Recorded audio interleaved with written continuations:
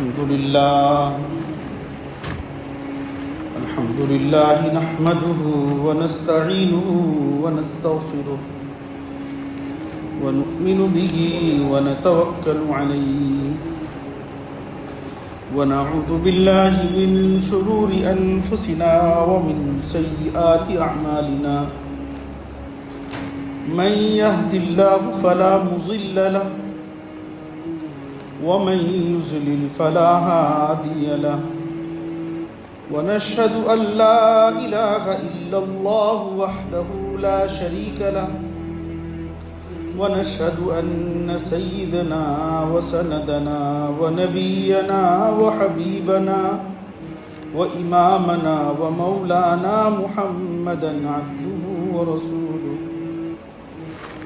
أما بعد فأعوذ بالله من الشيطان الرجيم بسم الله الرحمن الرحيم نحن قسمنا بينهم معيشتهم في الحياة الدنيا ورفعنا بعضهم فوق بعض درجات ليتخذ بعضهم بعضا سخريا وقال النبي صلى الله عليه وسلم الكاسب حبيب الله أو كما قال صلی اللہ علیہ وسلم۔ عزیزان محترم اور میرے دینی اسلامی بھائی، نوجوان ساتھیوں، بزرگوں، دوستوں، اسلام میں تجارت، مزدوری اور مزدوروں کے حقوق کے تعلق سے کیا تفصیل آئی ہے، اس کے متعلق آپ کے سامنے قرآن و حدیث کے تعلق سے گفتگو کروں گا۔ دعا کیجئے اللہ رب العزت والجلال مجھے صحیح کہنے اور ہم تمام کو ان باتوں پر عمل کی توفیق نصیب فرمائے۔ آج کا جو دور چل رہا ہے، یہ دور معاشی تنگی، پریشانی کا دور ہے۔ ہر گھر میں رونا ہے اور ہر گھر کا ایک ماحول بنا ہوا ہے۔ ایک عام انسان یہ سوچنے پر مجبور ہوتا ہے کہ ہم گھر کے خرچے کو کیسے چلائیں، اپنی ضروریات کس طرح پوری کریں، اپنے بچوں کی ضروریات کو کس طرح پوری کریں۔ روزمرہ کی زندگی کا سنبھالنا ایک مشکل کام ہو گیا ہے۔ آج یکم مئی ہے، پوری دنیا کے اندر لیبر ڈے اور یوم مزدوری منایا جا رہا ہے۔ میرے آقا تاجدار بطحہ، مجسمہ رشد و ہدایت، جناب محمد رسول اللہ صلی اللہ علیہ وسلم نے آج سے 1500 سال پہلے محنت کی فضیلت، رزق حلال کی اہمیت، مزدوروں کے حقوق کے تعلق سے جو خوبصورتی دی تھی، وہ تاریخ انسانیت میں کسی مذہب والوں نے نہیں بتلائی۔ مذہب اسلام نے یہ بات بتلائی ہے، سب سے بہترین اور سب سے افضل اور سب سے مناسب عمل کیا ہے۔ نبی پاک صلی اللہ علیہ وسلم نے ارشاد فرمایا الکاسب حبیب اللہ، رزق حلال کمانے والا اللہ کا حبیب ہے، اللہ کا محبوب ہے، اللہ کا دوست ہے۔ ایک صحابی نے نبی پاک صلی اللہ علیہ وسلم سے پوچھا ای العمل افضل، کون سا عمل سب سے افضل اور بہتر ہے؟ فرمایا عمل الرجل بیدہ، بہترین عمل وہ ہے جو اپنے ہاتھ سے آدمی کرتا ہے، محنت کر کے کھاتا ہے، یہ بہترین عمل ہے۔ وَكُلُّ كَسْبٍ مَبْرُورٌ، اور ہر وہ تجارت اور ہر وہ عمل جو دھوکہ دہی سے پاک صاف ہو، وہ عمل اللہ تعالیٰ کو محبوب ہے، اللہ تعالیٰ اس عمل سے خوش ہوتے ہیں۔ याद रखिए, जरा तसव्वुर कीजिए, एक आदमी सुबह सवेरे उठता है, सर्दी गर्मी की परवाह किए बगैर अपने पेट के लिए, अपने बाल बच्चों के पेट के लिए और अपने जो उसके मातहत हैं उनके पेट के लिए वो मेहनत करता है, मजदूरी करता है, हर वो काम करता है, चाहे उसको सड़क पर काम करना पड़े, चाहे पावर लूम की मजदूरी करना पड़े, चाहे कोई भी मजदूरी करना पड़े, वो आदमी मजदूरी करने के लिए तैयार हो जाता है। और उस आदमी का तैयार होना ये इस बात की दलील है कि वो ऐसा काम कर रहा है जिसके बारे में सरकार दो आलम जनाबे मोहम्मद रसूलुल्लाह सल्लल्लाहु अलैहि वसल्लम ने फरमाया, अल-कासिबु हबीबुल्लाह। ये काम करने वाले जो अपने हाथ की कमाई खाते हैं, मेहनत करते हैं, मजदूरी करते हैं, चाहे कोई भी काम करना पड़े, ऐसे लोग अल्लाह ताला की निगाह में महबूब हैं, मकबूल हैं। अल्लाह ताला ऐसे लोगों को अपना दोस्त बनाता है। कुरान करीम की एक आयत है, नहनु कसमना बैनहुम मईशतहुम। हमने पूरी दुनिया के अंदर जितने लोग हैं सबकी मईशत को हमने बना दिया है। कोई अमीर है, कोई गरीब है, कोई अच्छा है, कोई बुरा है, हर एक की रोजी को हमने, अल्लाह फरमाते हमने तय कर दिया है। और 50,000 साल पहले अल्लाह ताला ने हर एक इंसान के बारे में कि उसकी उम्र कितनी होगी, वो कैसा काम करेगा, कहाँ मरेगा, उसको कितनी रिस्क मिलेगी, कितनी रोजी मिलेगी, अल्लाह फरमाते हैं उस इंसान के आज़ा नहीं बने थे, हमने तय कर दिया था उसको रिस्क कहाँ से मिलेगा।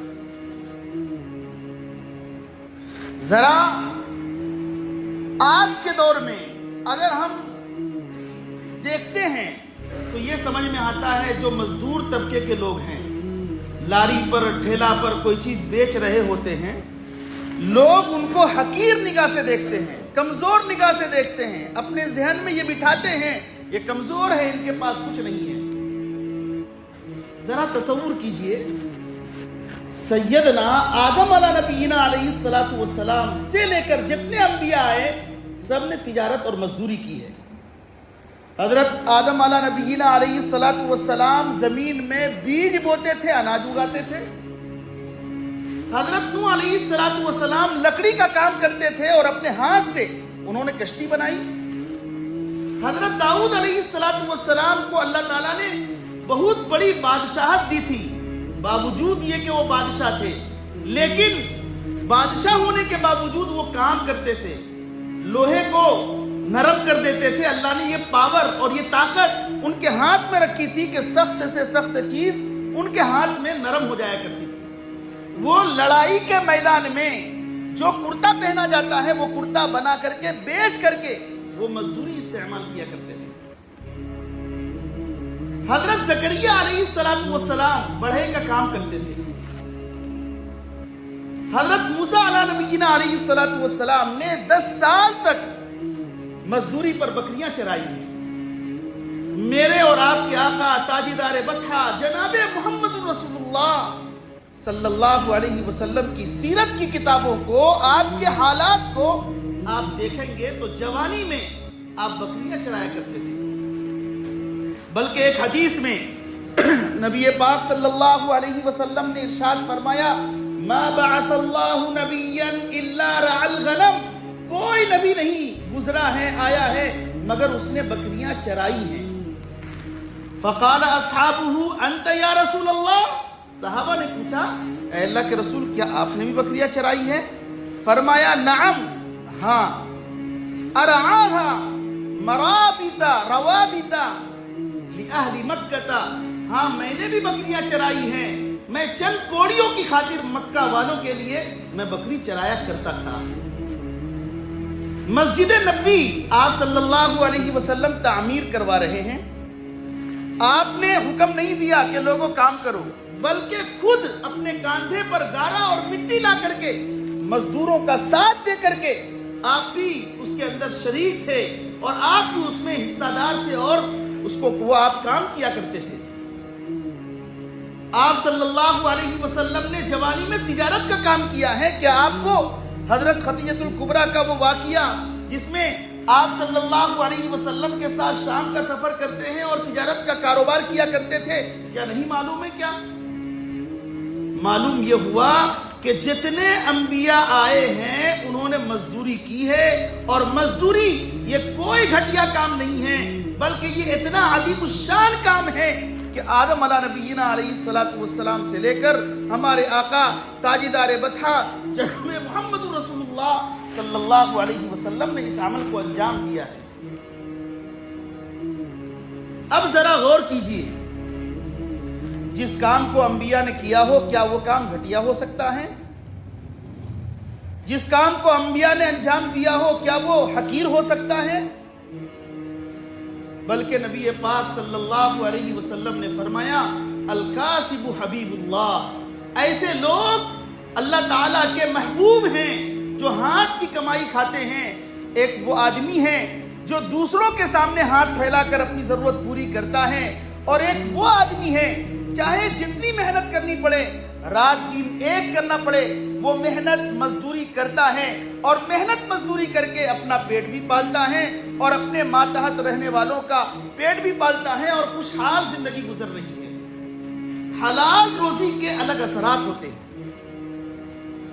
حلال روزی کے بارے میں جب آدمی محنت کر کے اور مزدوری کر کے جب وہ پیسہ لاتا ہے اور اس سے راشن خریدتا ہے، چاہے اس کو اپنے گھر میں دال روٹی چٹنی وغیرہ کھانی پڑے وہ کھاتا ہے، لیکن وہ سکون کی زندگی گزارتا ہے، گھر میں بھی سکون ہے، اور رات میں سوتا ہے تو آرام سے اس کی زندگی گزر رہی ہے، کوئی پریشانی نہیں، کوئی تکلیف نہیں۔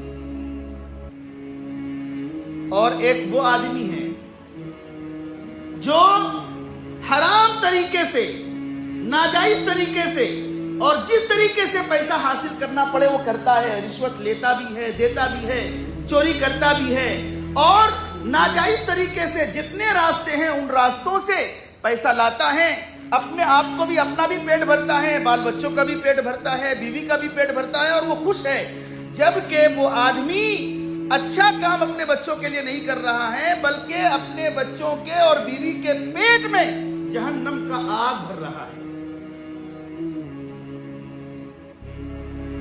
جسم کا جو حصہ گوشت سے پلے گا بڑھے گا، ظاہر سی بات ہے وہ جسم کا حصہ جہنم میں جائے گا، جنت میں جا نہیں سکتا۔ حرام کمائی کے جو اثرات ہوتے ہیں، ایک آدمی مختصر کماتا ہے، تھوڑا کماتا ہے، اللہ اس میں وہ برکت ڈال دیتے ہیں کہ اس کے یہاں گھر میں بیماری نہیں ہوتی، پریشان نہیں ہوتا، یا سکون کی زندگی گزارتا ہے اور راحت کے ساتھ اچھے طریقے سے زندگی گزر رہی ہے۔ ایک وہ آدمی ہے جو حرام اور ناجائز طریقے پر زندگی گزار رہا ہے، غلط طریقے سے پیسہ لاتا ہے۔ ایسے کو بارے میں آپ دیکھیں گے ان کا گھر تباہ و برباد ہے، عدالت کے چکر لگا رہا ہے، بیماریوں کے چکر لگا رہا ہے، پریشان ہے۔ وہ کہتا ہے مولوی صاحب رات میں نیند نہیں آتی، کیا کروں، میں پریشان ہوں۔ جب ان کی حالات زندگی کو آپ دیکھیں گے پتا چلتا ہے یہ آدمی تو رشوت لیتا ہے، یہ آدمی تو سود خور ہے، یہ آدمی تو غلط طریقے سے لوگوں کو محض اپنے دبدبے میں اور اپنی طاقت کے روپ میں اور زعم میں دوسروں سے پیسے چھین کر کے کھاتا ہے۔ کہاں سے سکون ملے گا؟ سکون یاد رکھیے، اور میرے اس جملے کو اپنے ساتھ لے کر کے جائیے، جو آدمی ناجائز طریقے سے اپنے بچوں کو پالے گا اور ناجائز اور حرام طریقے سے پرورش کرے گا، وہ بچہ بڑا ہو کر کے والدین کا نافرمان بھی ہوگا، معاشرے کا فساد و بگاڑ کا بھی سبب بنے گا۔ آپ ذرا دیکھیے، اپنے معاشرے میں دیکھیے، اپنے قریے میں دیکھیے، دیہاتوں میں دیکھیے، اپنی جگہ ہم انسان ہیں، ذرا غور و فکر سے، سمجھ سے کام لینا چاہیے۔ ہم اپنی نگاہ کو دوڑائیں، سوچیں، غور کریں۔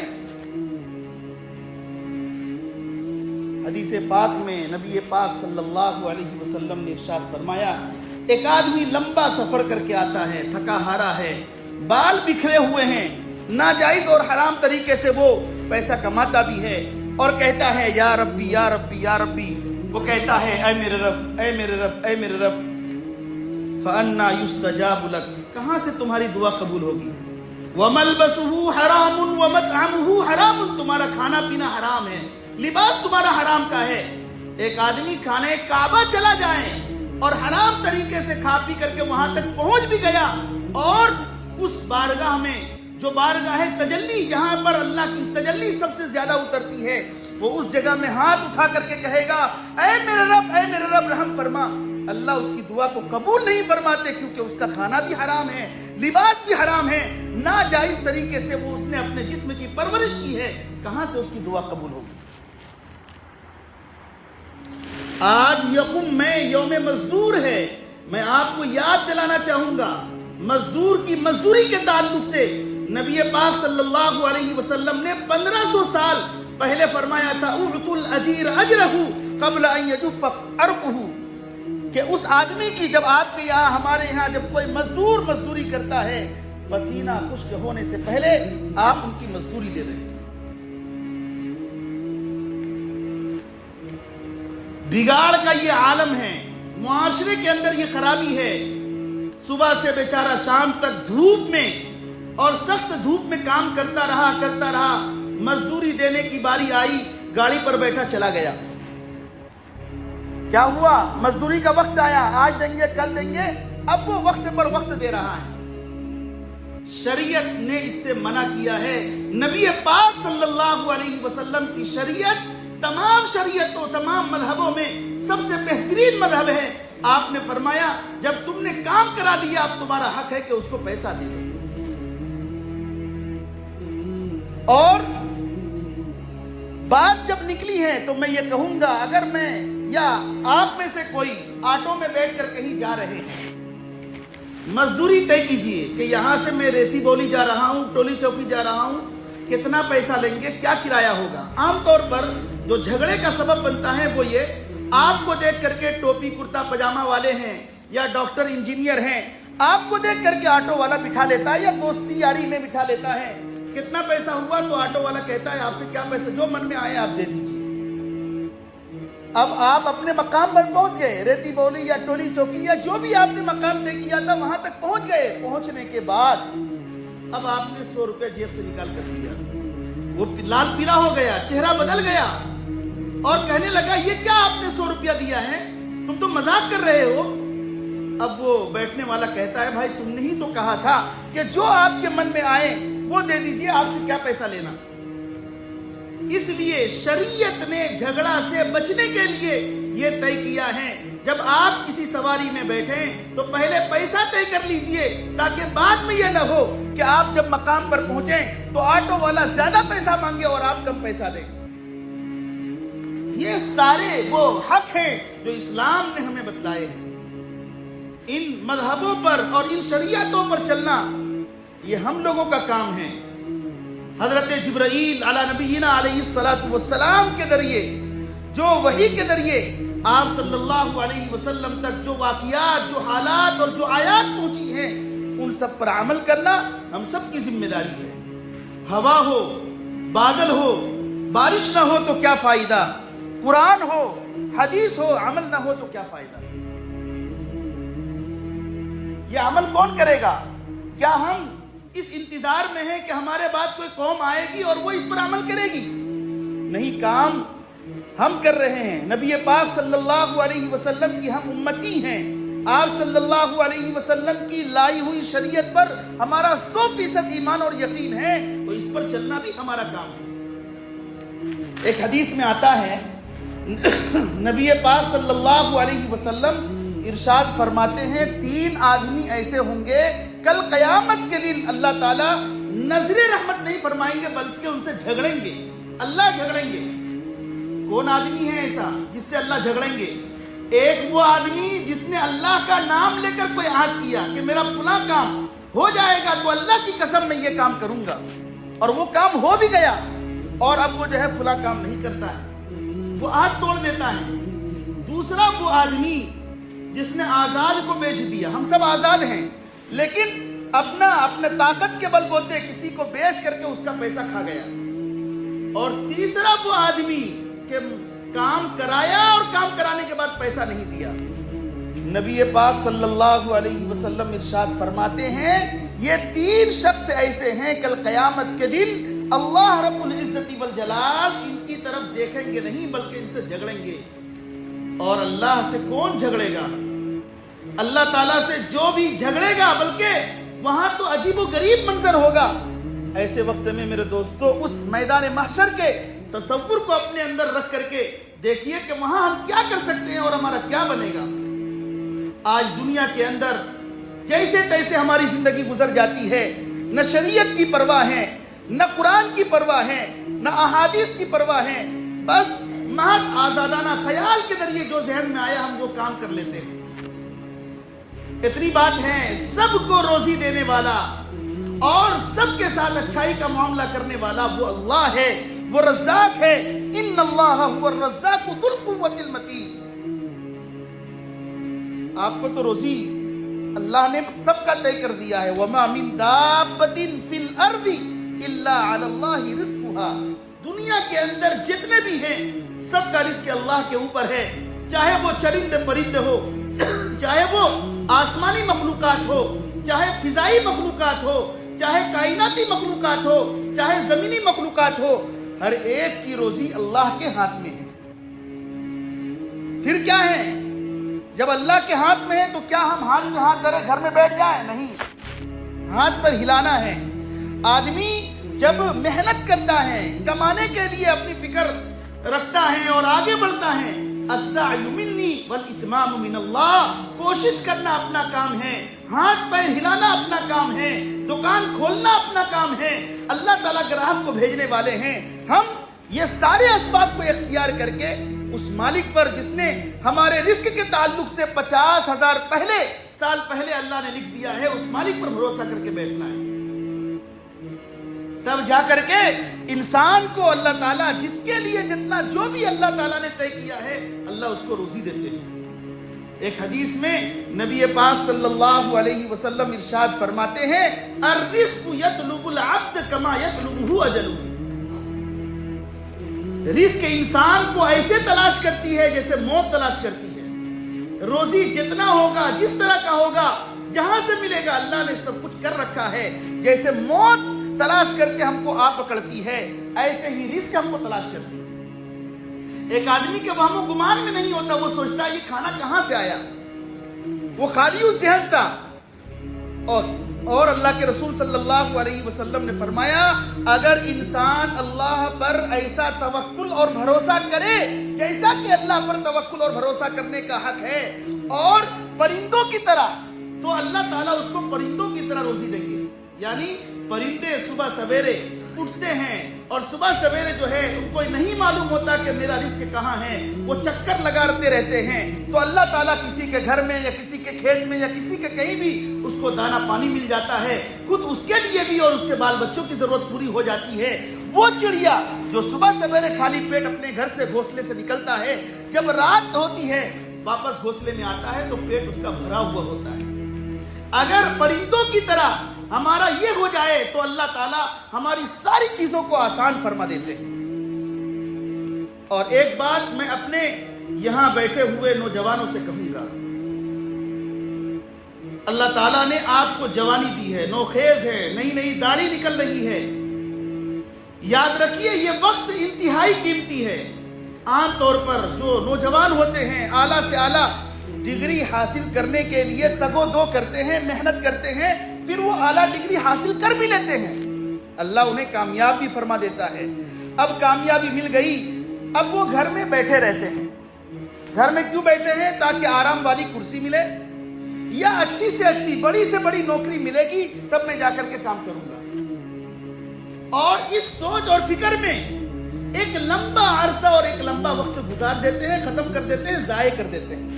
یاد رکھیے شریعت اللہ تعالیٰ نے یہ جو کاہلی ہے، سستی ہے، غفلت ہے، اسلام نے سخت مذمت کی ہے۔ آج ہمارا نوجوان موبائلوں میں وقت برباد کر کے جو راتوں رات جو ہے اس میں پڑھ کر کے اپنا قیمتی حصہ ضائع کر رہے ہیں، یاد رکھیے نہ وہ اپنے کو معاف کریں گے، نہ لوگ اس کو معاف کریں گے، نہ اللہ ان کو معاف کرے گا۔ وقت کی آبادی اپنی آبادی ہے اور وقت کی بربادی اپنی بربادی ہے۔ جس نے وقت کو آباد کیا وہ خود آباد ہوا، اور جس نے وقت کو برباد کیا وہ خود برباد ہو گیا۔ اس لیے اگر آپ تعلیم یافتہ ہیں تو میڈیکل، قانون یا اس طرح کی چیزوں میں حصہ لے کر کے اس میدان میں آپ کو کام کرنے کی ضرورت ہے۔ میدان خالی ہے، کام کرنے والا کوئی نہیں ہے، امت پیاسی ہے، کون امت کی پیاس کو بجھائے گا؟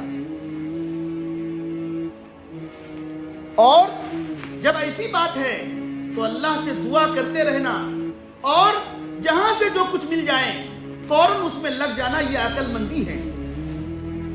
اور اگر ایسا نہیں کریں گے، اعلیٰ ڈگری حاصل کرنے کے چکر میں ہم پڑے رہیں گے، گھروں میں بیٹھے رہیں گے، ماں باپ بھی دیکھیں گے، پیسہ بھی خرچ کیا، لاکھوں روپیہ لگایا، اور جو ہے اب گھر میں بیٹھ کر کے یہ جو ہے وقت برباد کر رہا ہے، تو ایسا بندہ عقل مند نہیں بلکہ وہ عقل بند ہوگا، عقل بند ہو گیا اس کا۔ عقل مند وہ ہیں جہاں سے ملے، آپ مارکیٹ میں آئیے، چھوٹا موٹا جو بھی کام ملے آپ کیجئے۔ جب آپ کام کریں گے، جب آدمی مارکیٹ میں آتا ہے تو اس کی قیمت لگتی ہے۔ گھر میں بیٹھ کر آپ کی کیسے لوگ قیمت لگائیں گے؟ باہر نکلیے، دیکھیے، اگر آپ نے ایسا کیا تو لوگ اور آپ کے والدین خود آپ کو عقل مند کہیں گے، اور پھر اللہ تعالیٰ اس پر عمل کرنے اور محنت کرنے کی وجہ سے اسی چھوٹی نوکری سے کچھ وقت کے بعد کچھ بڑی نوکریاں بھی آپ کو حاصل ہو جائے گی۔ اب آپ گھر سے کام بھی کر رہے ہیں اور جا کر کے 5 لاکھ روپے آپ کے کھاتے میں بھی آ رہے ہیں ہر مہینہ، اور جو جس کی جیسی صلاحیت ہے ویسا پیسہ وہ کما رہا ہے۔ اگر ایسا نہیں کیا، بیٹھے رہے، ماں باپ الگ کوسیں گے، الگ پریشان کریں گے۔ اور یاد رکھیے، ہمیشہ کامیابی کی سیڑھی نیچے سے شروع ہوتی ہے، ہمیشہ کامیابی کی سیڑھی نیچے سے شروع ہوتی ہے۔ ہم چاہتے ہیں کہ اوپر ہی سے ہم سب کام کر لیں، جو بھی بنا، جیسا بھی بنا، اور آگے گیا وہ نیچے سے آہستہ آہستہ کام کر کے ایک مرحلہ آتا ہے، ایک وقت آتا ہے کہ وہ بڑا بن جاتا ہے، اور لوگ پھر اس کے تحت کام کرنے لگتے ہیں۔ لیکن پہلے اپنے آپ کو اس میں لگانا پڑے گا، کھپانا پڑے گا، تب جا کر کے آپ کو پھل ملے گا۔ الجھن کے بعد سلجھن ہے۔ جب آپ الجھتے ہیں نا، جب ہمارا ذہن الجھتا ہے، جب ہم پریشان ہوتے ہیں، اور محنت اور مزدوری کرنے کی وجہ سے ہم پریشان ہوتے ہیں، اسی الجھن کے بعد اللہ تعالیٰ سلجھن عطا فرماتے ہیں، اور ایک مشقت کے بعد اللہ 2 آسانی اور 2 راستے کھولتے ہیں۔ تو اس لیے خدارا اللہ تعالیٰ نے جو قیمتی لمحہ اور جو وقت ہمیں اور آپ کو عطا فرمایا ہے، ہم اس چکر میں نہ پڑیں، محنت کریں، مزدوری کریں، اور خود اپنے لیے جو ہے اس کا انتظام کریں، بجائے اس کے کہ ہم کسی کے سامنے ہاتھ پھیلائیں۔ مشکات شریف کی روایت ہے، ایک آدمی کے بارے میں، ایک صحابی کے بارے میں آتا ہے کہ بہت وہ مانگا کرتے تھے۔ ایسی صورت میں ایک مرتبہ نبی پاک صلی اللہ علیہ وسلم کی مجلس لگی ہوئی تھی، اور وہ صحابی بھی اس میں موجود تھے۔ نبی پاک صلی اللہ علیہ وسلم نے ارشاد فرمایا، کیا تمہارے گھر میں کچھ ہے؟ فرمایا، ہاں میرے گھر میں ہے۔ کیا ہے؟ ایک کمبل ہے اور ایک کٹورا ہے۔ ایک کمبل آدھا حصے کو میں زمین میں بچھاتا ہوں اور آدھے حصے کو اوڑھ لیتا ہوں، اور ایک کٹورا ہے جس سے میں پانی پیتا ہوں۔ نبی پاک صلی اللہ علیہ وسلم نے ان سے فرمایا، جاؤ لے آؤ۔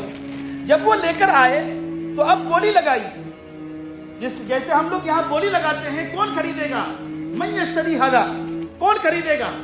نبی پاک صلی اللہ علیہ وسلم نے دونوں چیز کو ہاتھ میں لیا، کون خریدے گا؟ ایک صحابی کھڑے ہوئے، 1 درہم میں ان دونوں چیزوں کو لینا چاہتا ہوں۔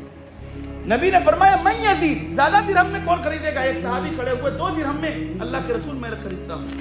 2 درہم ان سے لیا اور یہ دونوں چیزیں ان کو دی، اور فرمایا آپ صلی اللہ علیہ وسلم نے جن کا کمبل اور کٹورا تھا 1 درہم دیا کہ جاؤ گھر کے چاول آٹے کا انتظام کرو، اور 1 درہم سے اپنا کلہاڑی لاؤ، اور اس کلہاڑی میں دستہ اپنے ہاتھ سے لگایا، اور فرمایا کہ فلاں جنگل جاؤ، وہاں لکڑی کاٹو اور لکڑی کاٹ کاٹ کر کے بیچو، اور سنو 15 دن تک دکھائی نہ دینا۔ جب وہ محنت کرتے رہے، جنگل میں جا کر لکڑی کاٹ کاٹ کر بیچتے رہے، 15 دن کے بعد ڈھیر سارا پیسہ لے کر نبی پاک صلی اللہ علیہ وسلم کے پاس آئے۔ آپ صلی اللہ علیہ وسلم نے فرمایا، یہ عمل اس سے کہیں بہتر ہے کہ تم کسی کے سامنے ہاتھ پھیلاؤ اور کسی سے کچھ مانگو۔ محنت کرنے کی عادت ڈالیے۔ آج ہم محنت سے جی چورا رہے ہیں، جبکہ غفلت، سستی، کاہلی کو اسلام نے بھی پسند نہیں کیا۔ دعا کرتے رہنا، اللہ سے مانگتے رہنا، اور اللہ تعالیٰ سے خاص طور پر یہ دعا کرنا، اللہ تعالیٰ علم نافع، عمل صالح، قلب سلیم اور فہم مستقیم عطا فرمائے۔ تو اللہ تعالیٰ جب آدمی جس طریقے اور جذبے کے ساتھ اللہ سے مانگتا ہے، اللہ ضرور دیتے ہیں، ضرور دیتے ہیں، ضرور دیتے ہیں۔ چاہے وہ آدمی جو ہے اگر اس کا کھانا پینا حلال ہے تو ضرور اللہ نوازتے ہیں۔ اس لیے جب آدمی اس طریقے سے مانگے گا، اللہ دیں گے بھی، اور اللہ تعالیٰ اس کے تمام مراد کو، مطالبات کو پوری کریں گے۔ ہمیں اسی طریقے سے حاصل کرنا چاہیے۔ یاد رکھیے، رزق حلال کی برکت سے جس پر بھی اثر ہوتا ہے، روح پر بھی اثر ہوتا ہے، عبادت میں بھی اثر ہوتا ہے۔ جب آدمی رزق حلال کھاتا ہے، اسی رزق حلال کی وجہ سے عبادت میں طبیعت لگتی ہے۔ ایک آدمی نماز پڑھ رہا ہے، قرآن پڑھ رہا ہے تو اس میں محو ہو جاتا ہے۔ کیوں؟ اس لیے کہ رزق حلال کے اپنے الگ اثرات ہیں۔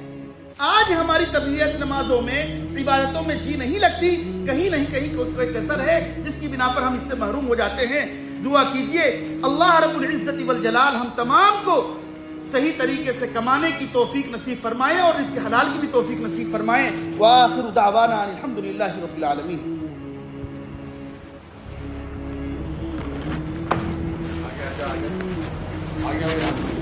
آ گیا